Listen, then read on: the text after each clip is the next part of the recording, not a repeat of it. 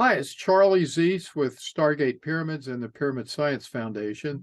The title of the video for today is The Hidden Fibonacci Sequence Embedded Within Phi Scaling. Now, I know that sounds a little offsetting to some, but this is really results of some work that I was doing. I was sort of led to explore this a couple of weekends ago.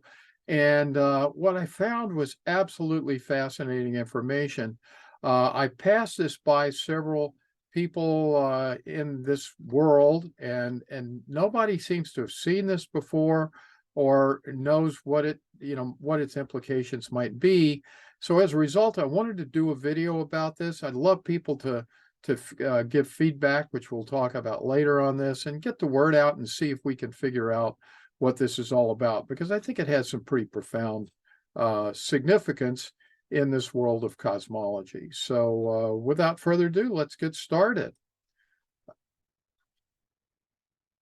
Here again is the thumbnail that I put together for this video, the hidden Fibonacci sequence embedded within Phi scaling. Now, on the left, we're going to be talking about this in a minute. This graph is what's called Phi convergence.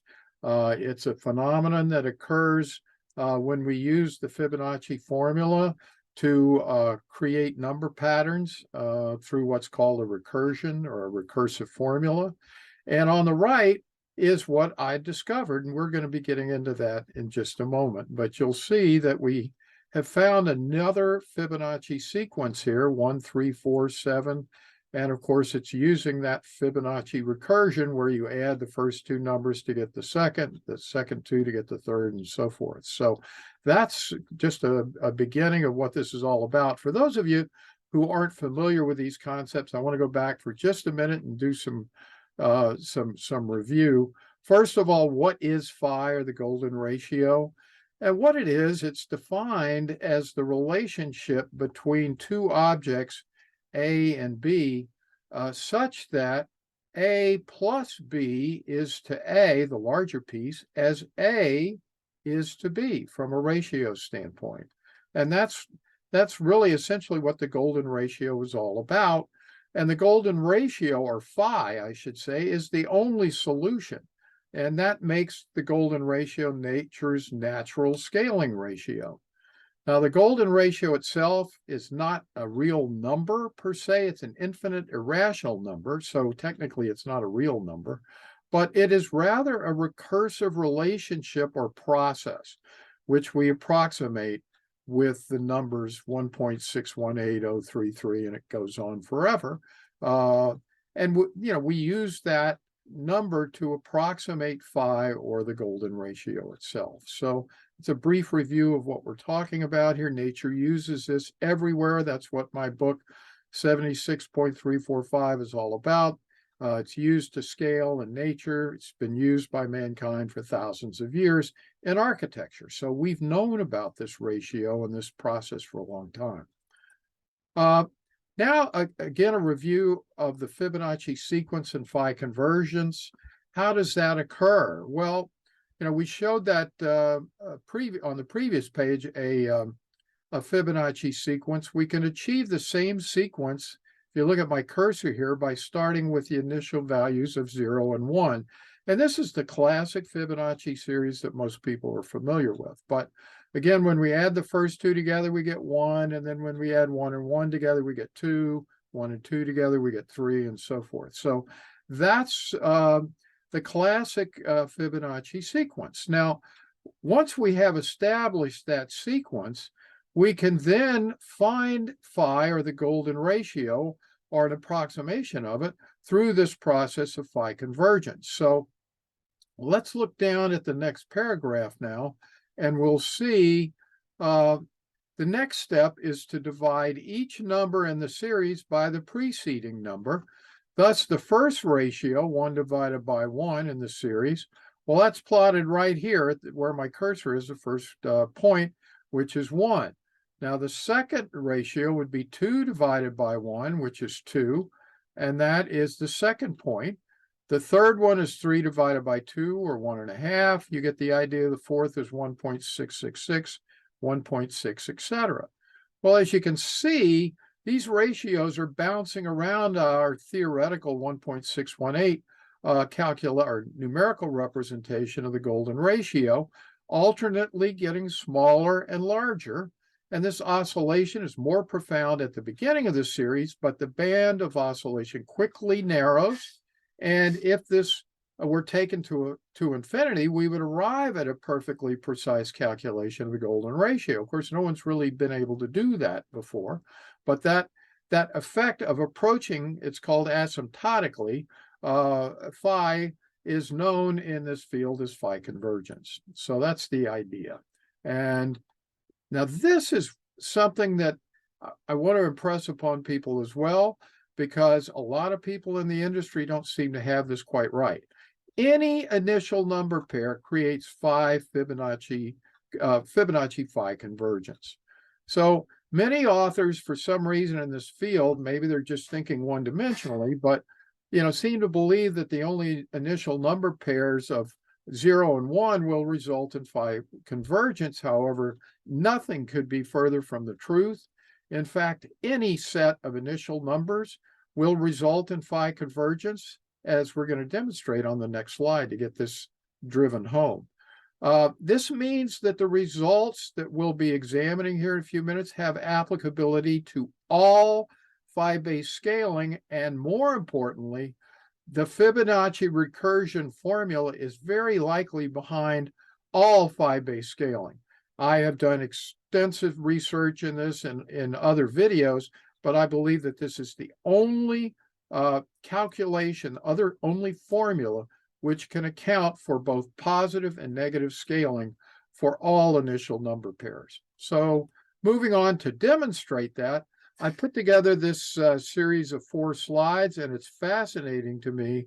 It really doesn't matter what the initial number pairs are that we're using, but we're going to end up with with this phi convergence phenomenon occurring. Now, in the yellow box, we have the classic 0 and 1, and you can see here I've got the numbers listed vertically. I also have them going in reverse order, and this time, rather than adding the 2 numbers together, we subtract them. But I'm showing you that this will work both in increasing and decreasing scaling.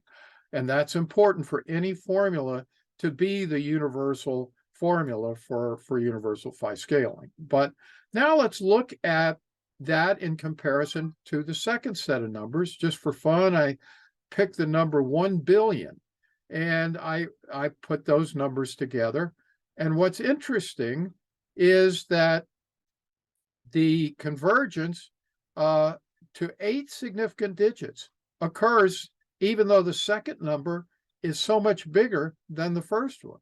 But another thing I want you to see how fractalized all of this is, these relationships are exactly the same to 8 significant digits between the first example of 0 and 1 and the second example of 1 in a billion. So if you go around and look, they are identical out to 8 significant digits.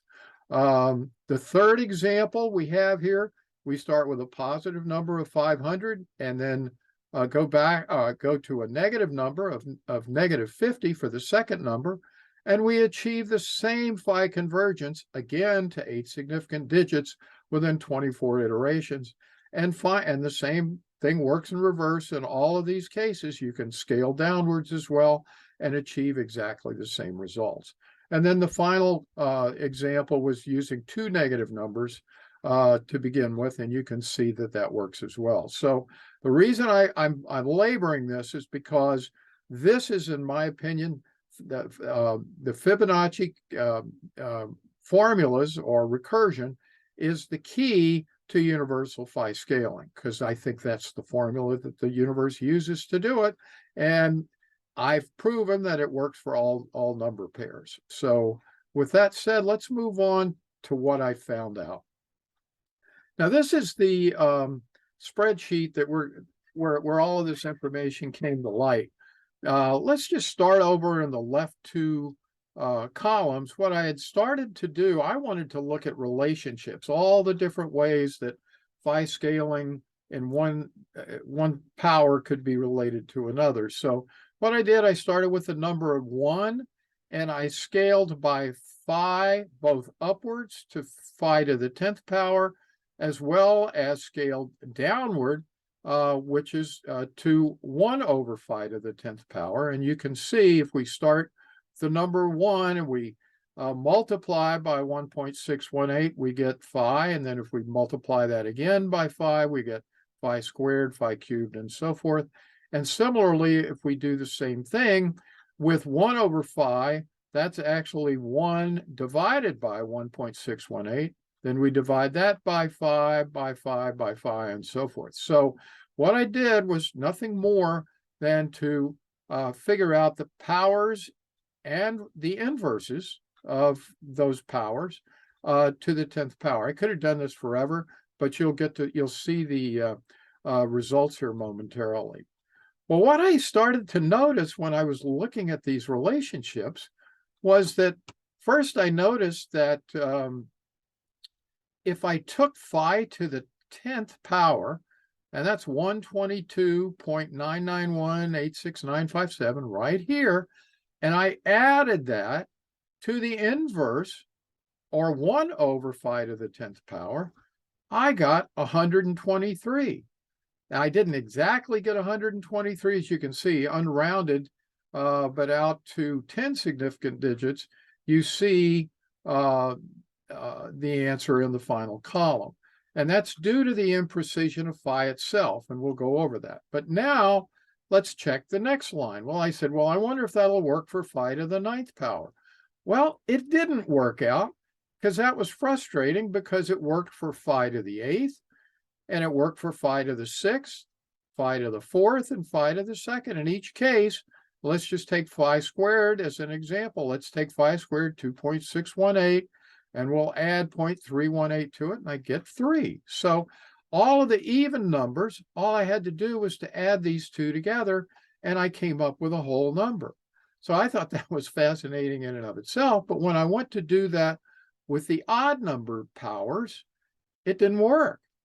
But what did work was subtracting the inverse from the associated phi to the appropriate power. So in this case, phi to the 9th, again, 76.013 from down here.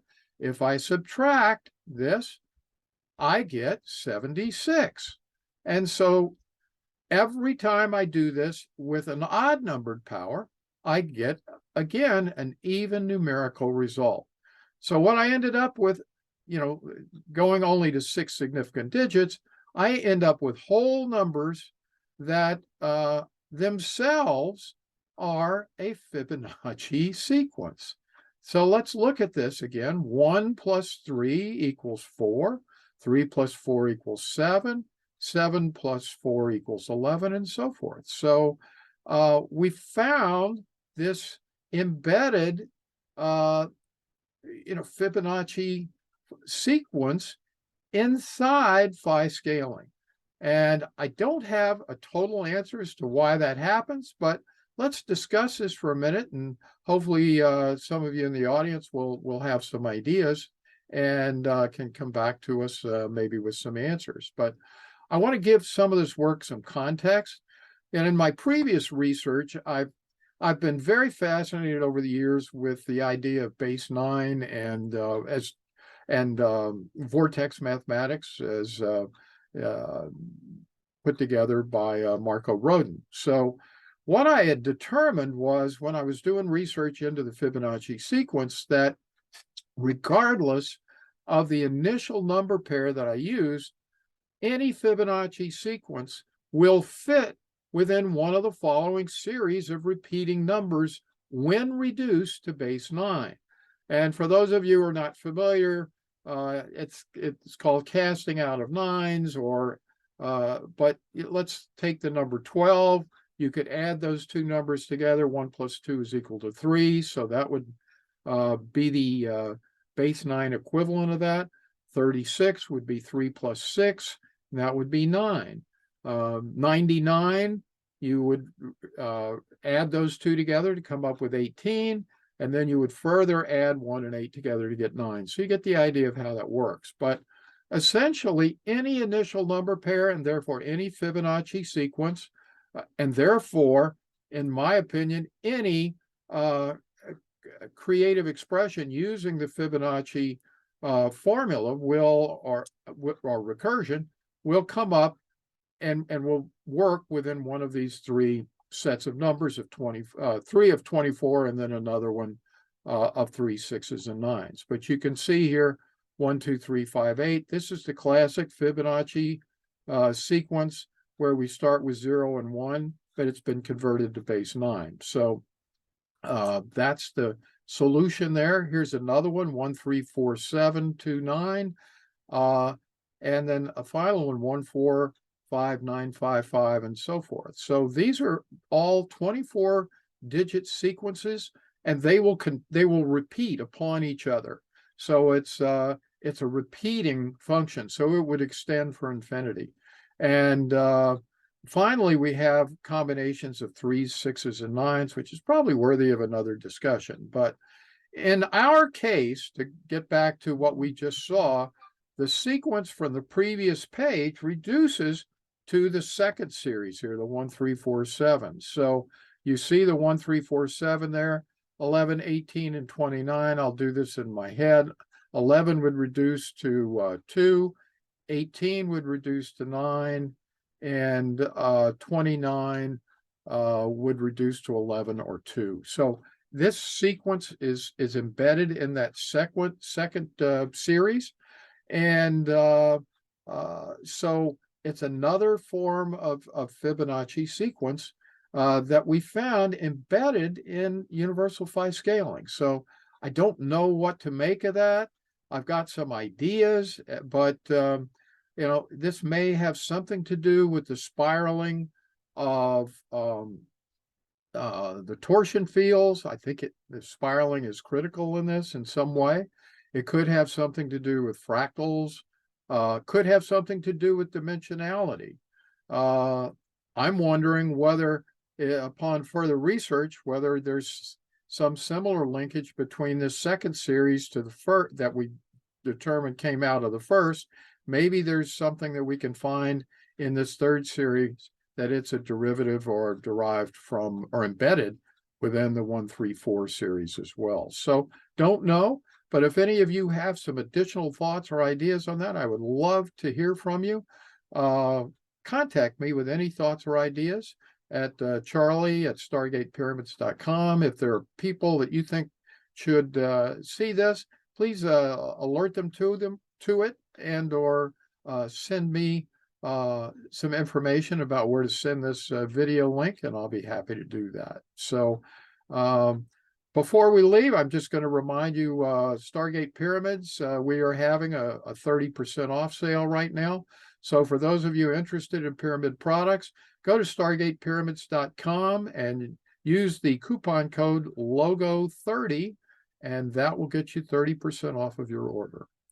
So I want to thank you for listening.